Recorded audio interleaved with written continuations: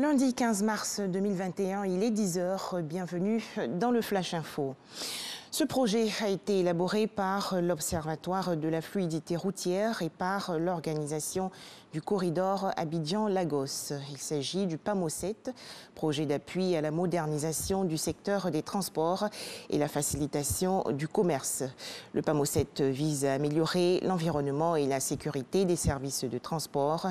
Le ministère du Transport a procédé récemment à Bouaké, dans la région centre du pays, au lancement de ce projet financé par la Banque mondiale à hauteur de 20 milliards de francs CFA. Les précisions dans le journal de 13 h. La lutte contre les faux médicaments en Côte d'Ivoire. Le ministère de la Santé et de l'Hygiène publique a mis en place un projet pilote d'authentification des médicaments. Il s'agit d'un système de traçabilité élaboré par un partenaire technique allemand. Première cible, les antipaludéens. Ce projet a été présenté il y a quelques jours aux professionnels de la santé dans les locaux du ministère dans la commune du Plateau. Didier Nguessan. Les médicaments contrefaits ou de qualité inférieure représentent une perte de 50 milliards de francs CFA par an pour le Trésor ivoirien. Dans la lutte contre ces faux médicaments, le ministère de la Santé et de l'Hygiène publique mise sur l'authentification. Il s'associe à une entreprise allemande pour lancer un projet pilote de 224 millions de francs CFA qui porte sur l'authentification des antipaludéens. La première phase du projet pilote comprend la fourniture aux pharmacies ivoiriennes de 50 000 masques équipés d'un code d'authenticité numérique, une formation en plus des employés de pharmacie ainsi qu'une campagne d'information pour le public.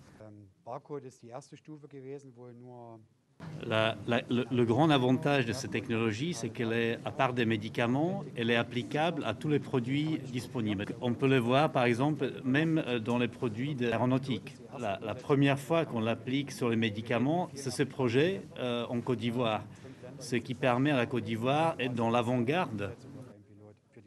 2 millions de produits médicaux seront étiquetés. Il s'agit pour nous de trouver les voies et moyens pour faire face à un défi majeur que constituent les médicaments contrefaits, les médicaments de qualité inférieure qui empoisonnent le système de santé publique.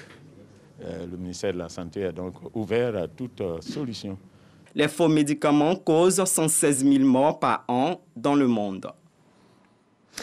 En image, direction le Mali. Fin de mission pour le représentant spécial du secrétaire général des Nations Unies. En effet, après 5 années passées dans ce pays, le Tchadien Mahamat Saleh Anadif s'en va. Élection législative hier en Centrafrique. Les populations ont pu voter dans le calme et la sécurité pour le second tour des législatives, 2 mois et demi après un premier tour et une présidentielle sous la menace des rebelles en retrait depuis. En Libye, plus que quelques heures avant la prestation de serment des membres du nouveau gouvernement d'union nationale, la cérémonie va se dérouler à Tobrouk, dans l'est du pays.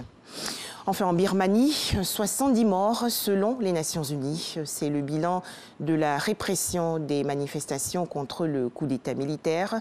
L'ONU ajoute que plus de 2000 personnes ont été arrêtées illégalement depuis la prise de pouvoir de l'armée.